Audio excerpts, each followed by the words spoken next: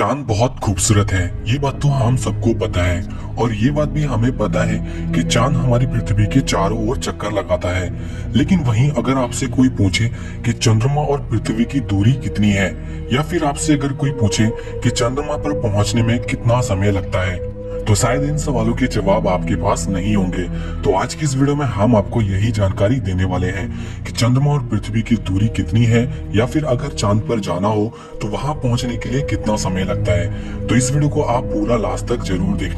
ये बात तो हम सब जानते हैं कि चांद पृथ्वी के चारों ओर चक्कर लगाता है, और जब चंद्रमा पृथ्वी के सबसे निकट अक्ष पर होता है तब इसकी चमक बिंदु की अपेक्षा में लगभग 30% तक अधिक हो जाती है। पृथ्वी सौरमंडल ग्रह है। जिस प्रकार हमारी पृथ्वी सूरज के चारों ओर परिक्रमा करती है, ठीक उसी प्रकार चांद भी पृथ्वी के चारों ओर निरंतर परिक्रमा करता रहता है। तो चलिए जानते हैं कि कितना समय लगता है पृथ्वी से चांद तक पहुंचने में। पृथ्वी से चांद की दूरी इस बात पर निर्भर करती है कि हम जिस विमान से यात्रा कर रहे हैं उसकी गति क्या है। चंद्रमा पर पृथ्वी से भेजे गए विमान में सबसे कम गति वाला विमान ESA स्मार्ट 1 चंद्रमा पर लगभग 1 साल 1 महीने 2 सप्ताह में पहुंचा था।